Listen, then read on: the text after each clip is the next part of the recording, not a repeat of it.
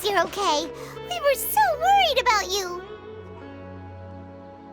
Hey, this was supposed to be a touching reunion, but you're ruining the moment. Actually, it's very smart of the Traveler to be wary of me right now. After all, the Doctor has shown that his technology can apparently even control human minds. Plus, it's not like you could have known what happened after we split up and I was facing the Doctor by myself. Even a pool of stagnant water after a torrential storm can occasionally pass as a patch of sky. Paimon feels like only the real Nahida could come up with such an obscure analogy. Huh? But I wasn't trying to win your trust or anything. All I wanted was to clarify my point. Well, we understand that point now. Please, Nahida, tell us more about what happened. Are those poor people all right? When you left, I was still in the middle of restoring everyone's minds. Thankfully, when the Doctor mentioned depositing information into the subconscious, he didn't mean engraving information into their minds. Instead, he did something closer to creating hallucinations. That was still within my power to fix. Luckily, I managed to finish my restorations and mind jump away from him just as he was about to capture me. Whew. What a relief. The Doctor sure pulled out some hidden cards, but good thing we had Nahida with us. I wouldn't be relieved just yet. I gave away my true identity when I restored everyone's minds, which means we've lost another one of our trump cards. Also, the Doctor is already an expert at modifying Akasha terminals. Maybe it's only a matter of time until he captures my consciousness inside the Akasha.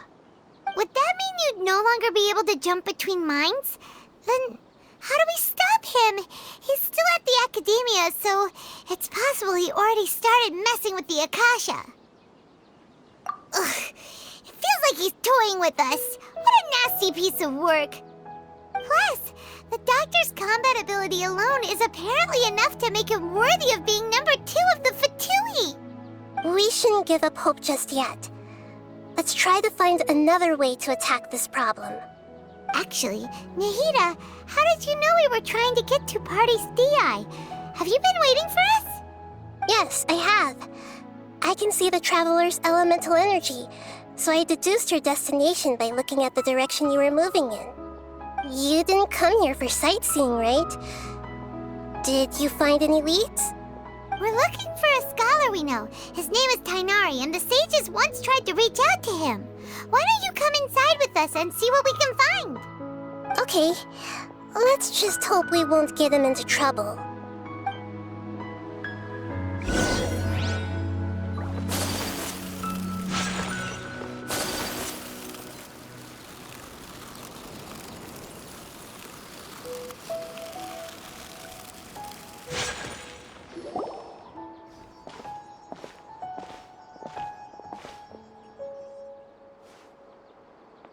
Traveler? It is you! Ah, it's Hypatia! Ah, what a pleasant surprise! It's so nice to see the two of you again. Who's this? She's a scholar we met in the Avidia Forest. When we last saw each other, she was still training in the... what's it called? Satyavada life? Oh, I see. That's right, we're old friends. You've come at just the right time. Ever since I've come here, hardly anyone has even talked to me. Hypatia, you're way too excited about this. Actually, for you to leave the Avidia Forest means... you're not in training anymore? Wait, no. Did you already finish your training and reach Paripurna life? What do you think? My consciousness has already managed to make contact with the divine. You did it? Congratulations! It's so exhilarating to share this sublime joy with others at long last! When my consciousness made contact with the gods. Ah, what a supreme and unparalleled experience that was! That sounds incredible! Oh, all right. Actually, please wait. I haven't forgotten my promise to you. Remember? I promised to help you understand what you saw from Irminsul once I gained deeper insights. My current self has not only gained true insight, but I can even help you establish a direct connection to the consciousness of the divine. You can do that? I've never heard of anything like that, but if you want to give it a try, I'll do my best to protect your consciousness during the process. Hold on. I brought some Spirit-born ale with me. This is still a crucial part of the ceremony. We're using that incense again? All right now. Hold my hand. I'll help you establish a pathway to connect your consciousness. Okay. Ready?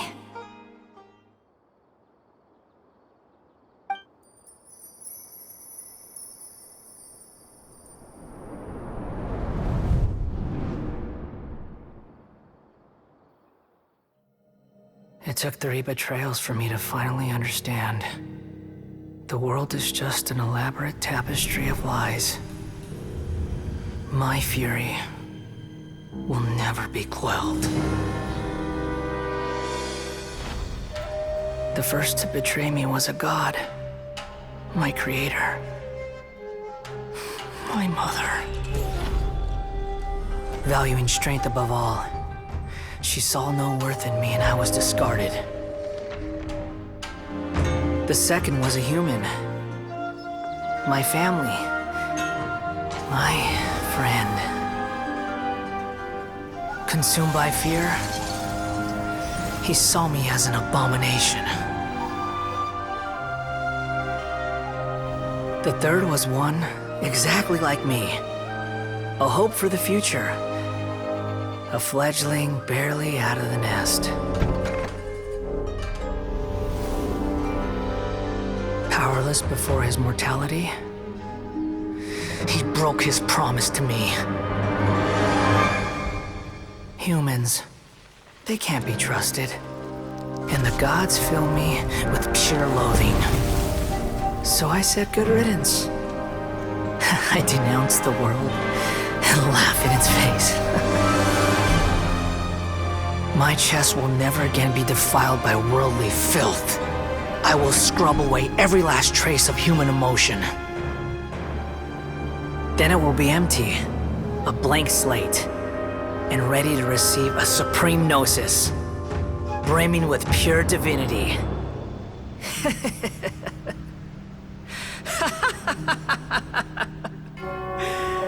There is no need to fear. The pain will be brief. Your era is coming to an end.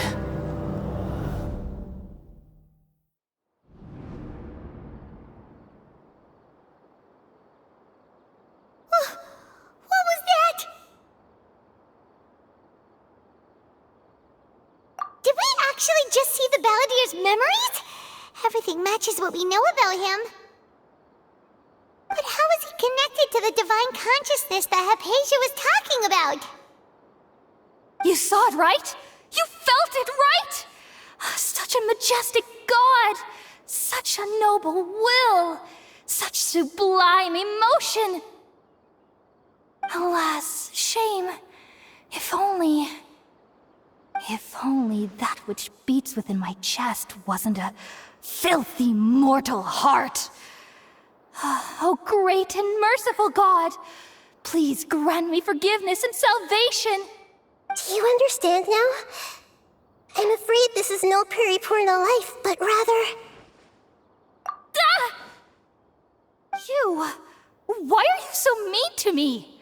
Why is everyone hiding from me? I found divine wisdom. Shouldn't I receive praise and honor? Haven't I uncovered that light in the darkness? Hypatia? That's how I always thought everything should be. Wait. Have I already lost my mind?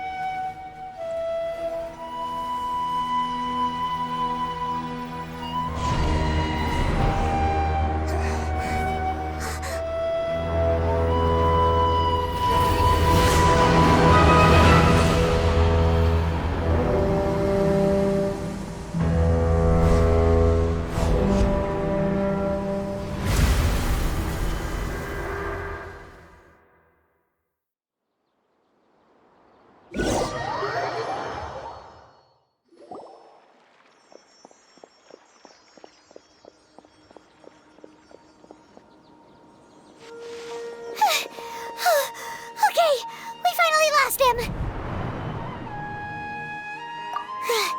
Are you okay, Nahida? Wait, no. Something feels different. You're back! Oh, the Traveler's back? Nahida was controlling your body for a while.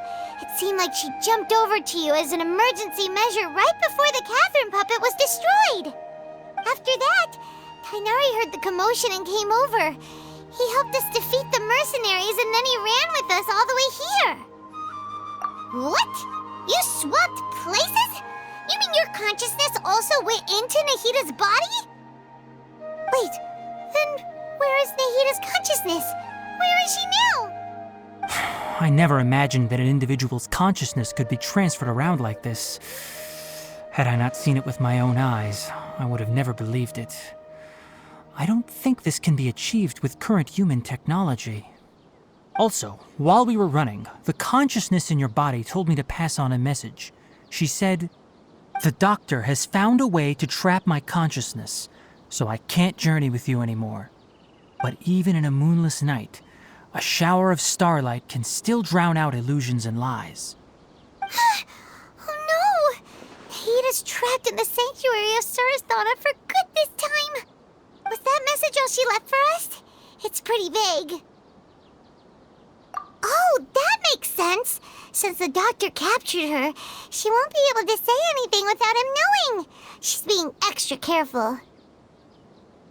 Even in a moonless night, a shower of starlight can still drown out illusions and lies. Huh. Paimon knows the moon illusions and lies are from that alchemical divination at the Sumeru's festival. Didn't Nahida use a starlight analogy before? It had something to do with Sataria. Oh, that makes a lot of sense. Huh. Do you think Nahida was telling us to go find help in the desert? But she isn't with us anymore. Think we'll be okay? Paimon, you said Sanctuary of Surasthana. Does this mean that this Nahida you're talking about, the consciousness who was occupying the Traveler's body, is the Dendro Archon? Your guess is correct, but the situation's a bit complicated, so it's really hard for us to explain right now. That's all right. A scholar's curiosity doesn't need to be appeased right away. As for the complicated nature of the situation, safe to say I have witnessed that for myself. I've spent some time with you, and it looks like the Dendro Archon's also on your side, so I trust you. Thank you, Tainari. Oh, actually, we came here to ask you a question. What do you know about the project that the sages have been working on? Ah, that. While I was indeed invited to join that project, the sages were always secretive about its scope and goals, so I eventually declined. All I know is that that project has something to do with the restoration of Irminsul. Huh? Did you see something when you were in Nahida's body? What? Do you have any evidence?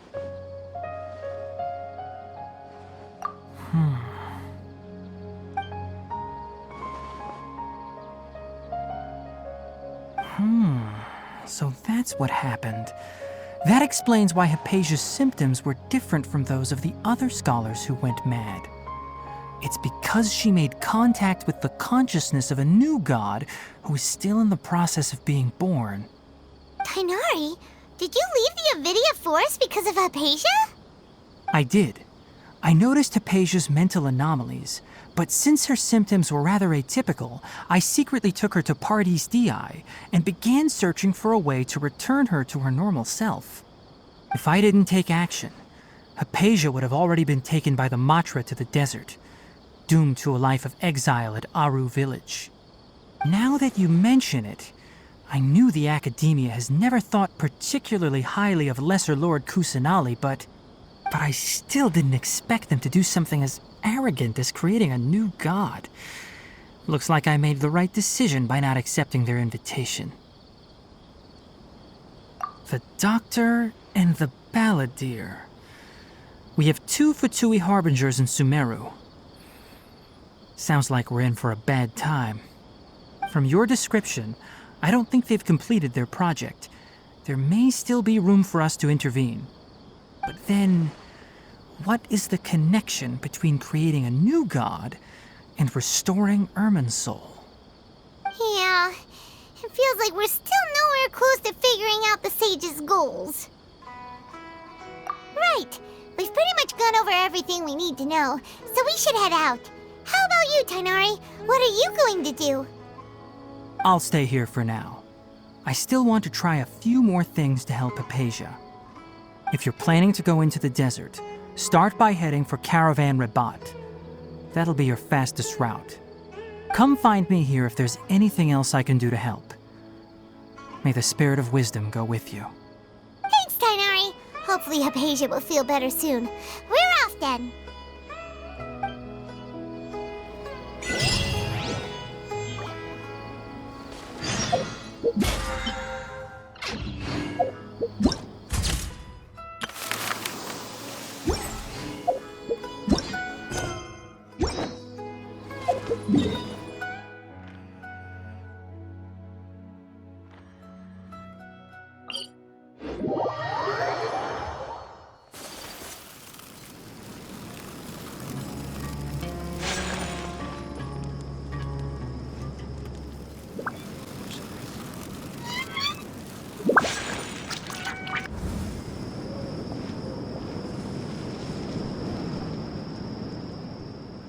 We finally made it to Caravan Rebat. It's pretty lively here. So, just past this wall is the desert, huh? Oh, wow. Paimon remembers hearing people call this the Wall of Samiel. It's made to block sandstorms from the outside. Oh, if it's this tall, it's gotta be the divine work of Greater Lord Rukkhadevata, right?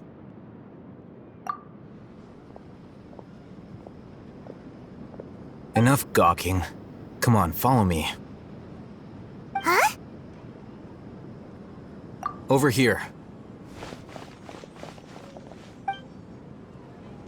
Oh, Haytham went that way! Let's hurry up and follow him. Wonder what he's up to.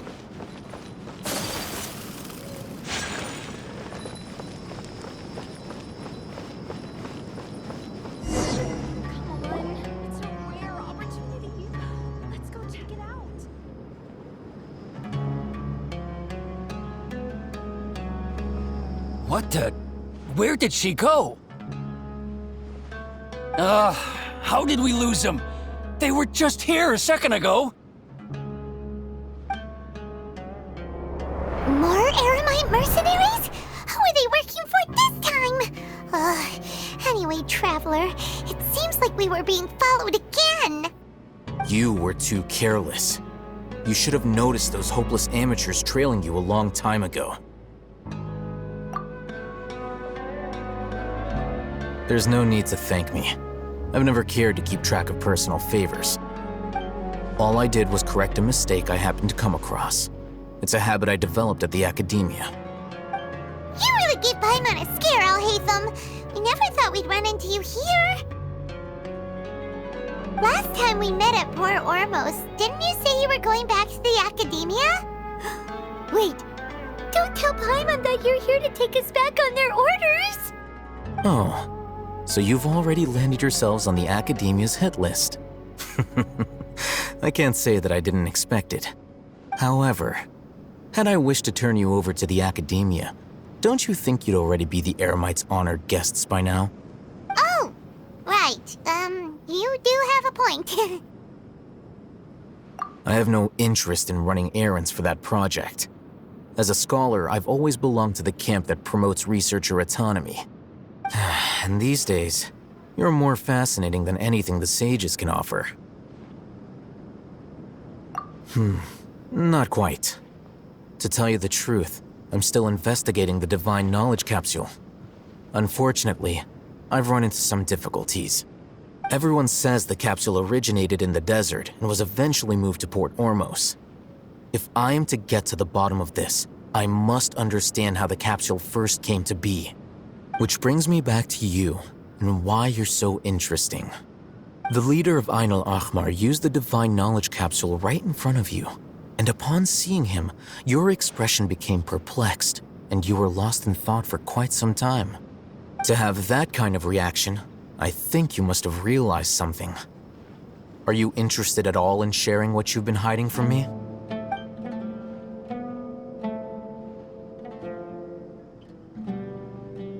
Alhaitham, you really have a ridiculous eye for detail. What kind of person even notices or remembers stuff like that? So that's your answer. Well, I do work for the academia after all. So considering that, it is indeed wise to keep your cards close to your chest. But that does prove you do have some undisclosed information about the Divine Knowledge Capsule. Am I right? No matter. Rather than simply learning the answers from you, I'd still prefer to investigate on my own. Speaking of, you two are also headed to the desert? That's right! We have the same plan as you! But we don't really have any concrete goals at the moment. Then I'd suggest starting with Aru Village. It's the largest settlement in the desert, so it'll probably have more resources and intel than anywhere else. Well, would you like to head there together? It's always better to travel with someone you know. Let's go!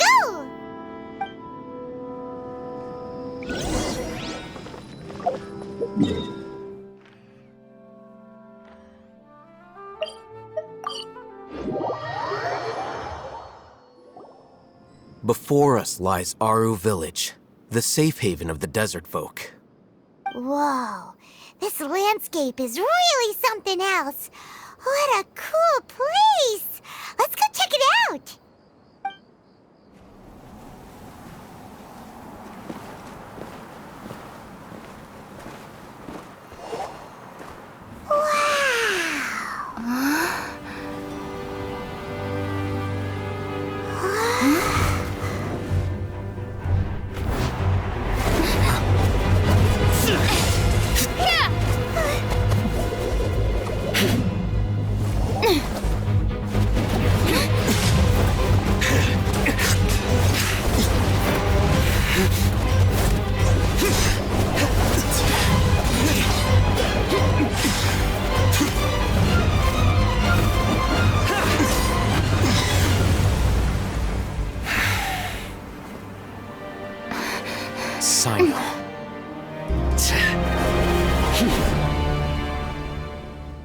Unless my memory fails me, we have barely spoken 2 words to each other before now at the academia.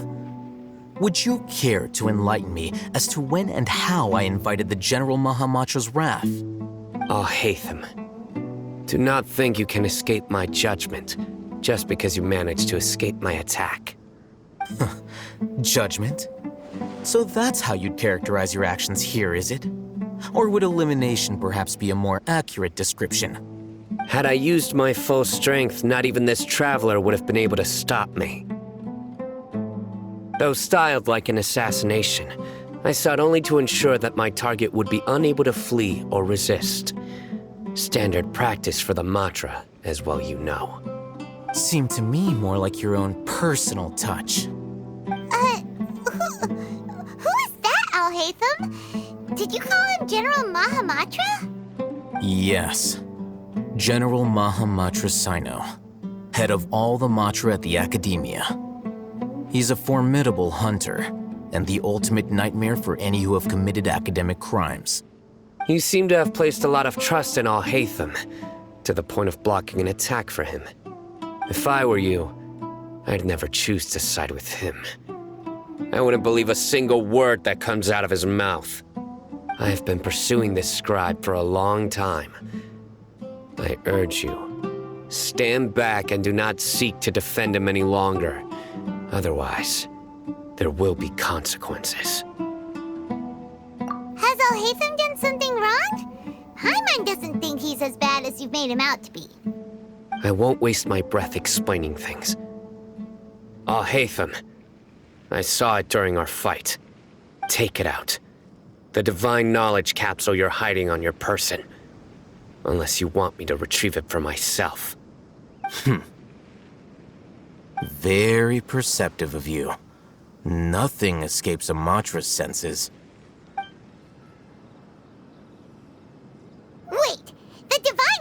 capsule?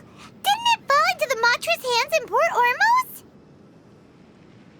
No wonder you speak with such confidence, Sino. But I must admit, I'm very curious. What does this capsule mean to you? And why, as General Mahamatra of the Academia, are you all alone in the desert? As far as I'm aware, the other Matra have been speculating about your disappearance. Have you been given a mission that's, let's say, morally dubious? If I was the real target of your mission, what was stopping you from simply using your authority and resources to judge me within the walls of the Academia? I should have known you'd be difficult to deal with. You two! Ugh! What you would do, Traveler? Paimon feels like we can't trust either of them! Ahem. Well, look at you two, acting all tough and self-righteous over there. Wait, Dia?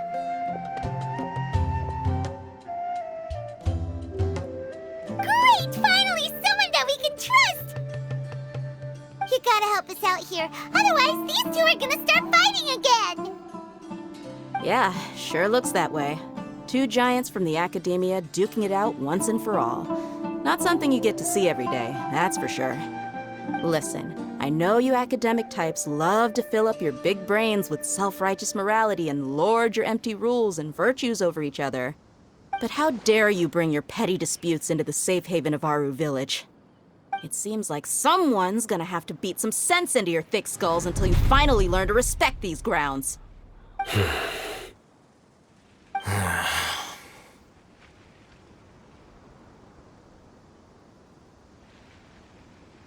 Hey, did either of you hear a word I just said? Whoa, what's going on? The wind's so strong! Is this a sandstorm? Paimon's gonna get blown away! Another sandstorm? What's up with these recently? Hey! All of you, over here, quickly! We have to take cover! Someone's calling for us! Oh, this wind is too strong! Let's get over there! That sounded like Candace. Come on, you two. Jeez, are all of you Academia folks such hard work? Move it! All right, stop yelling.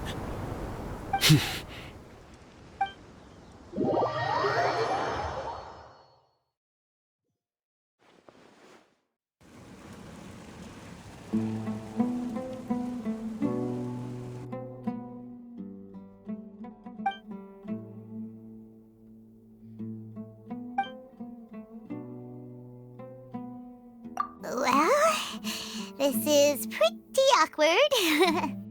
Hey, wanna play sardines with three people who wanna tear each other limb from limb? Sure, why not? Sounds fun. The air is so thick and heavy. Paimon can hardly keep floating anymore. My sincere apologies, everyone. This is the home of our village chief.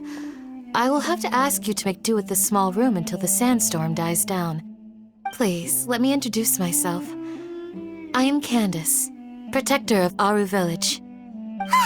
Our savior has come at last!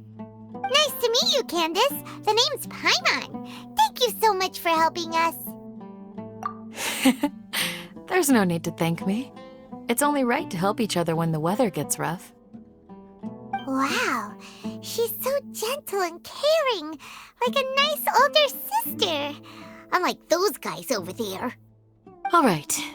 Now that we're all better acquainted, we should return to the topic at hand. As a guardian charged with the responsibility to protect my fellow villagers from harm, I was observing your conflict from afar, even before the sandstorm started.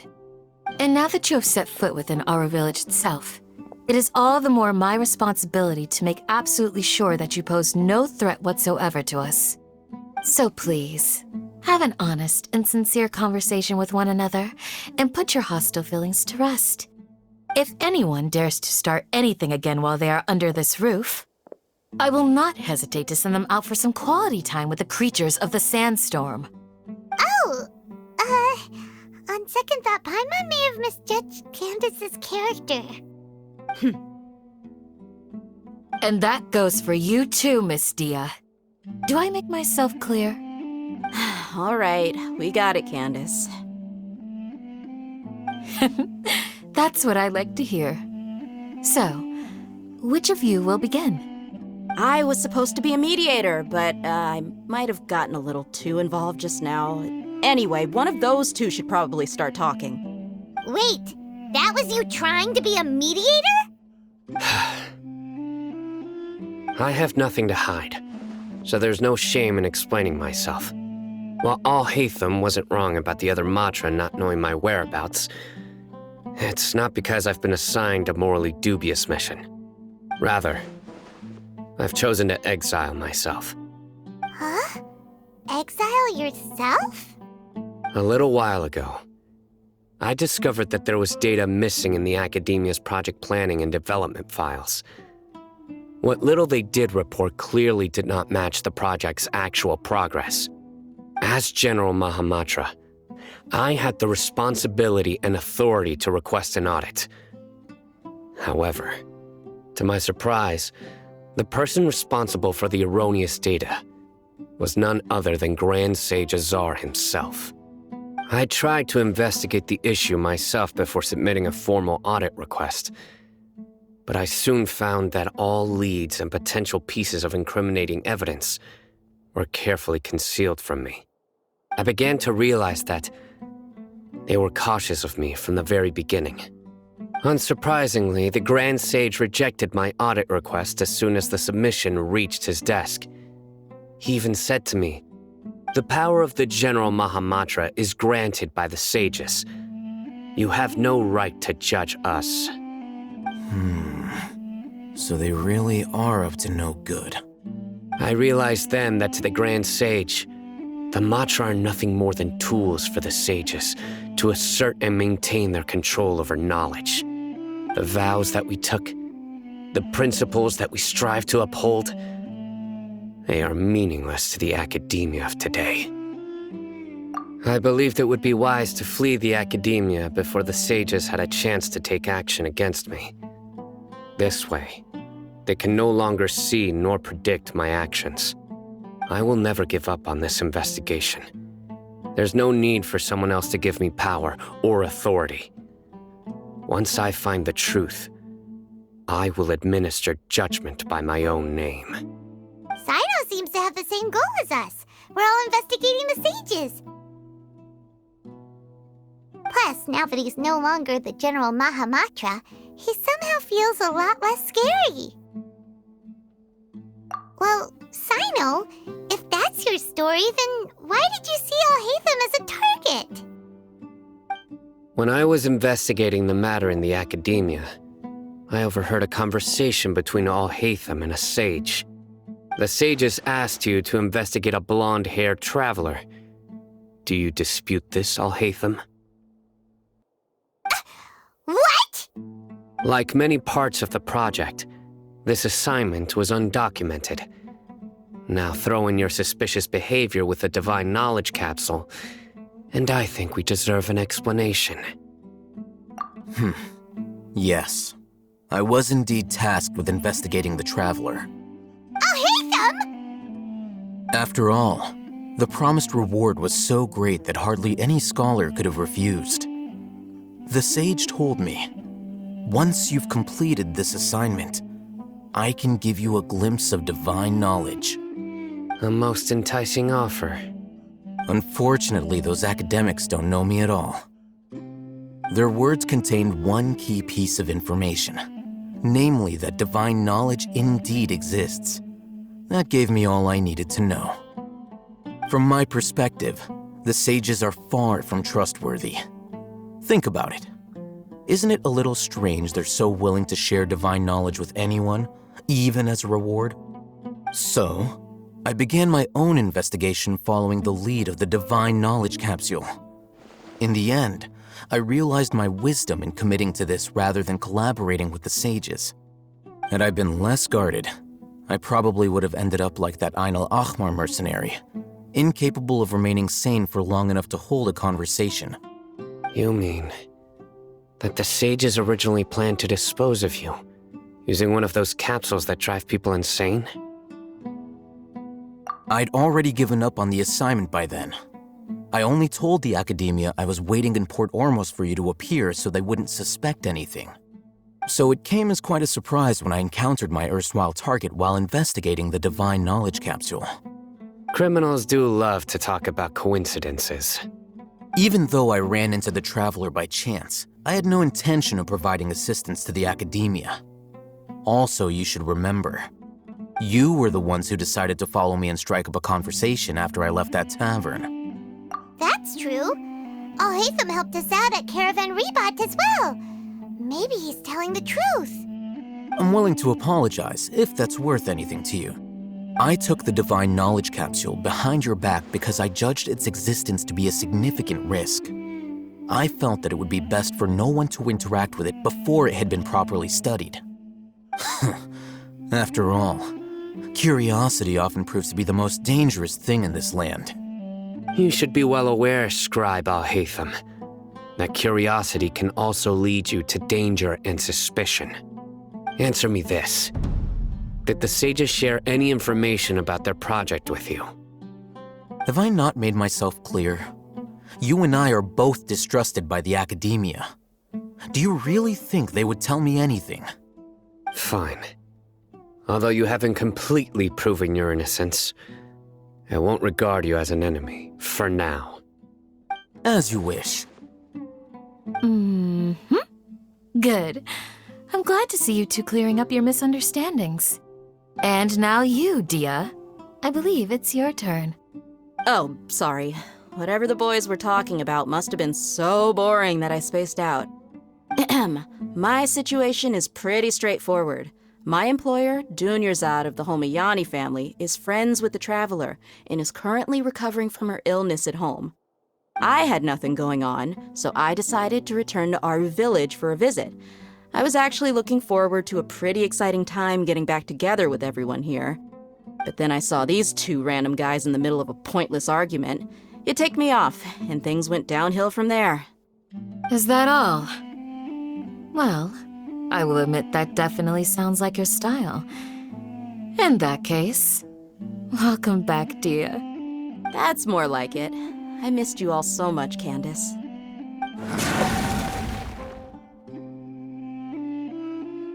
Whoa! What was that sound? No need to worry. Now that you're no longer at each other's throats, please make yourselves at home. I'll take a quick trip outside to clear out some of those creatures in the sandstorm. Creatures? In the sandstorm? Are you sure you don't want some backup? Fighting in a sandstorm is not for the faint-hearted. Anyone without extensive training in these conditions is at a disadvantage. You needn't worry. Yeah, just leave them to Candace.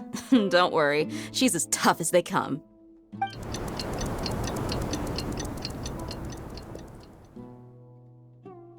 The wind's died down.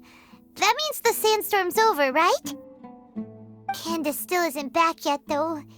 Is she alright? Maybe we should go out and check on her. When you put it that way, even I'm starting to feel a little worried. All right, let's go. We've been here long enough, and the boys are as chatty as the floor.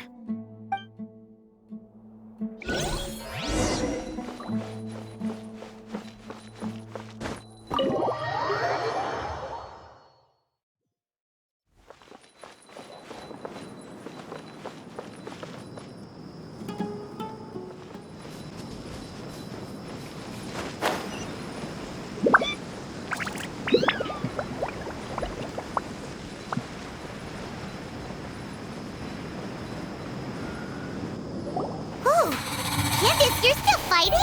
You've been out here dealing with these creatures the entire time? Yes. They just keep coming in waves. I've lost count of how many I've defeated. Before I realized it, even the sandstorm had stopped. Ah! Here comes another wave! Leave this round to us. I got interrupted earlier, but now I have something to take my anger out on. It's been quite a while since I've seen the Flame Mane in action. I'll leave these to you then. I'll be sure to put on a good show. Let's go!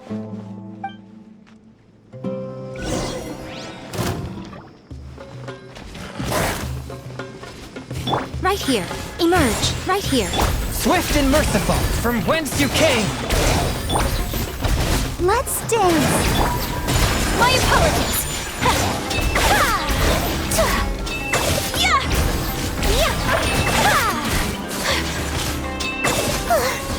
Here comes another wave. When are they ever gonna let up?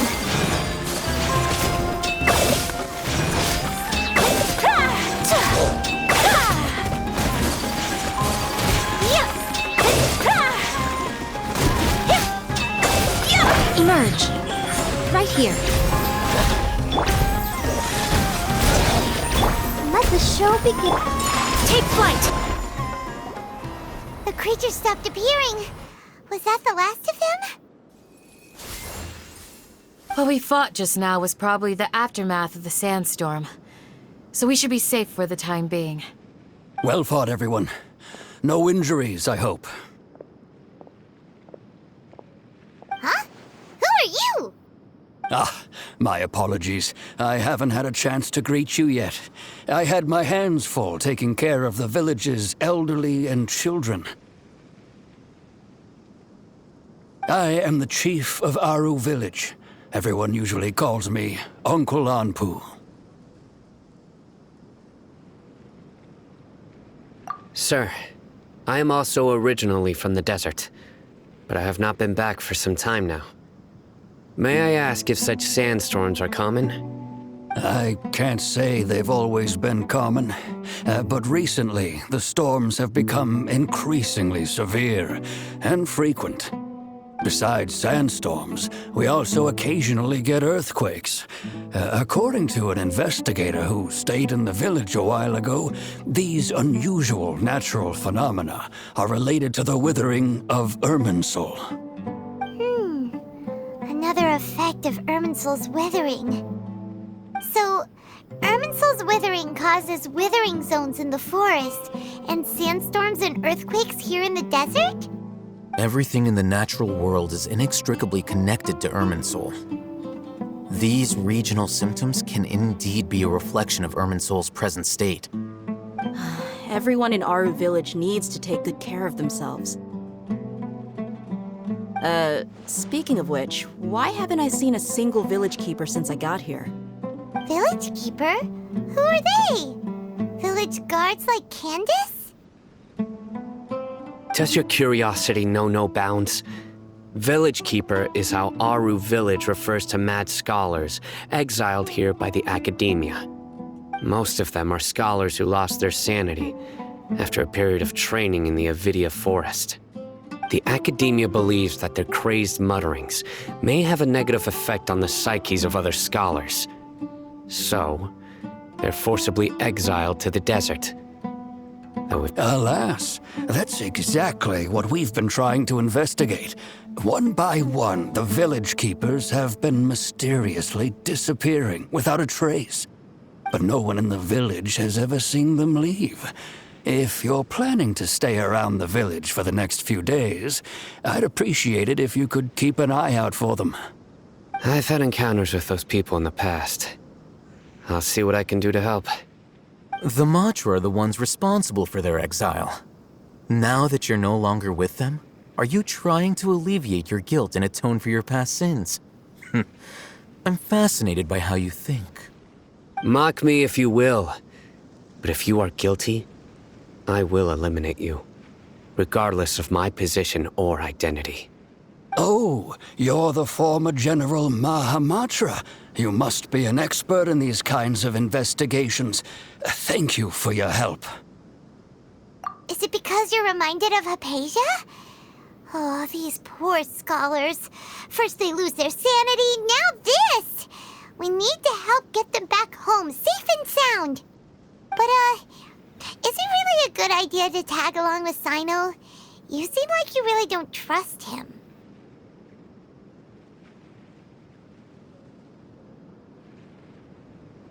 I'll be grateful for the assistance. No doubt you will do a better job than some of my former subordinates. Let's start by finding a spot to share what we know so far.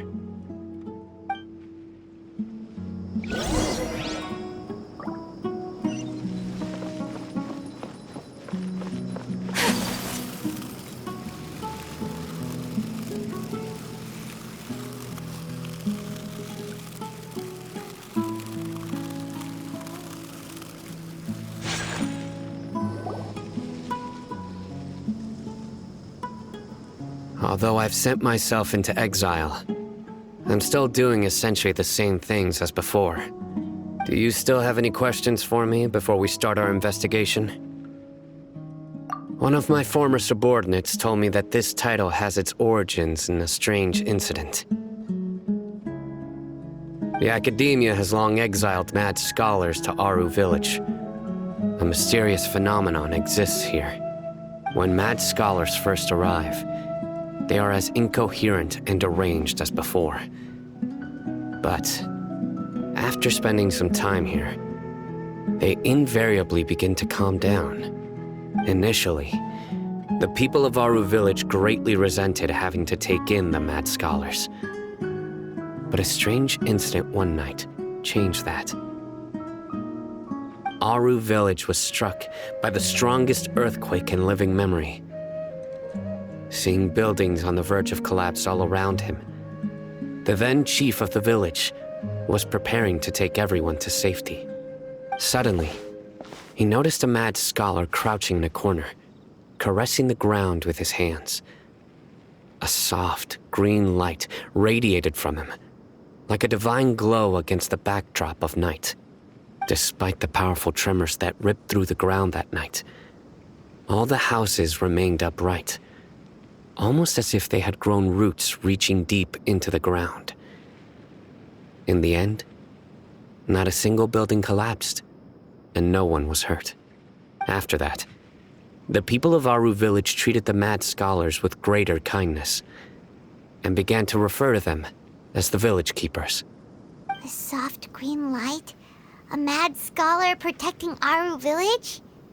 What do you make of it, Traveler? Paimon thinks so too. Actually, Sino, do you know if any of the mad scholars continued to wear their Akasha terminals at Aru Village? In theory, they would continue wearing them so the Academia could still monitor their activities. With that said, the main Akasha system would no longer have any interaction with them. Oh, no wonder! Everything makes sense then!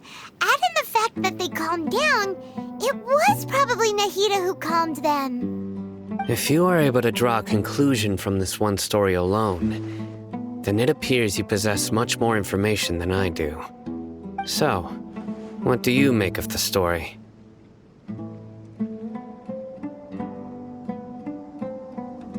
Really? Lesser Lord Kusanali.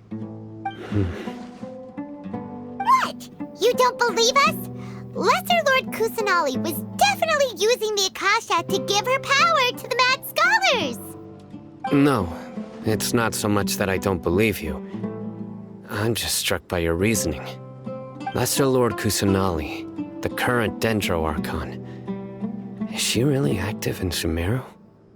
The Academia has always placed far greater importance on the late Greater Lord Rukkhadevata. They've more or less ignored Lesser Lord Kusanali, and I've never had any reason to doubt their views. In addition, I've never heard any stories about Lesser Lord Kusanali and her deeds. To me, she might as well have been a god that never existed. No way! Nahida definitely exists! She's a... How should Paimon put it? She's a good Archon who's kind and wise, even if she says weird stuff sometimes. I've spent many years interrogating criminals, so I can easily tell when someone is lying. Good! Then you should know that we're telling the truth! That look in your eyes. I've never seen that from a liar. You two really must have met Lesser Lord Kusanali. How can this be? To think, our Archon has been amongst us this entire time. Alright, now it's our turn to put our skills to good use for this investigation. But easier said than done, especially since we don't have any leads. Maybe we can start by knocking on some doors. Excuse me, are you here to help me find my grandpa? Huh? Who are you? By the sounds of it, a resident of this village. My name is Isak. help me find my grandpa, right? Is your grandpa a mad scholar? Hey, don't say that. Grandpa is just Grandpa. Why do you have to call him that? It's not like he's a bad person or anything. The person you're referring to is not a local, yet you are. Why do you call him Grandpa? Grandpa is just Grandpa. He's my family. I heard everything you said to the village chief. Please, you gotta take me with you. I want to find my grandpa. I swear I'll help. I won't be a nuisance. Ah, so you're the one who was eavesdropping on us around the village chief's house. I was planning to go out and take care of whoever it was, but I had a vague feeling that they didn't harbor any ill intent. Whoa. Hatham wasn't kidding about Matra having sharp senses. Sino, he's just a kid. All he wants is to find his grandpa. Let's find a way to help him. Sorry. I was only listening in because I wanted to know where Grandpa went. Honest. If you don't believe me, you can ask Miss Candace. All right. But first, let's confirm the facts with Candace.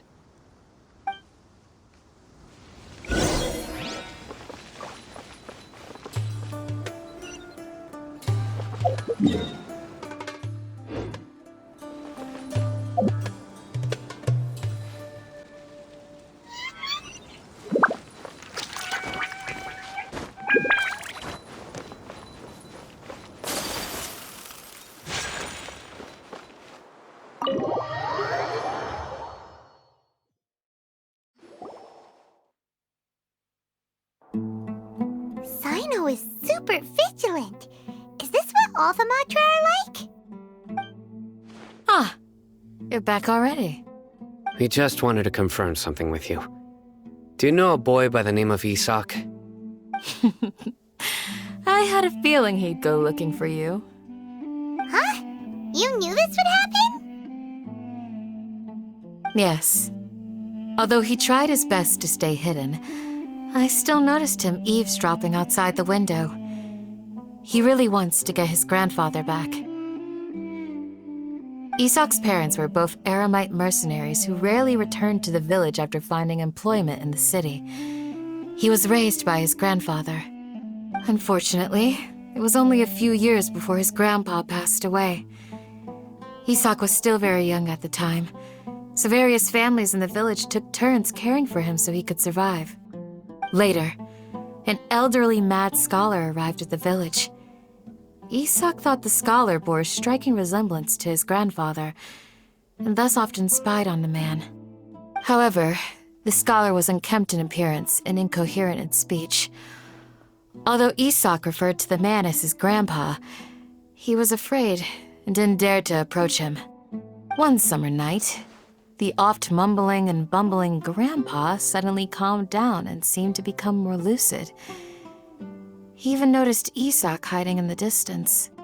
So Grandpa walked up to Isak and patted him on the head.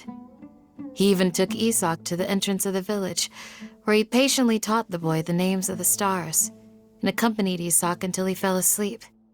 The next morning, Isak woke up and wanted to go find his grandpa again, only to realize his grandpa no longer recognized him. However, even so, Grandpa retained his calm expression. It's said that those who saw the scholar claimed he no longer appeared to be crazy, but appeared to be living in his own world, almost as if he were sleepwalking. Isak was thrilled that his grandpa was able to find peace and would follow him all the time, asking him things like, "Grandpa, want me to take you somewhere fun?" Or, "Grandpa, could you tell me stories about the stars again?" All this somehow just makes Paimon feel really sad. It seems like they both deserve so much better. Perhaps. Nearly everyone who lives in the desert has some form of hardship or regret. But even so, we must still continue on with our lives. It's also my reason for fighting. I must continue to protect this land.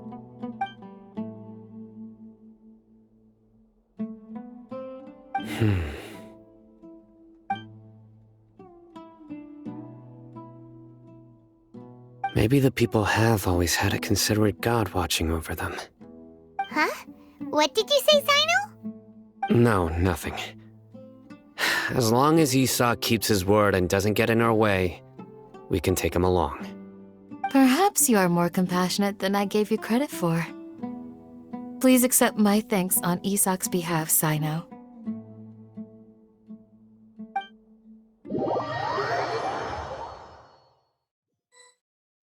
Hey, Isak!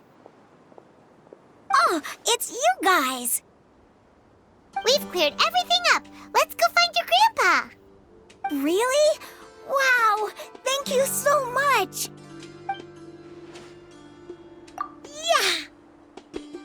Alright. Let's ask the local residents some questions first.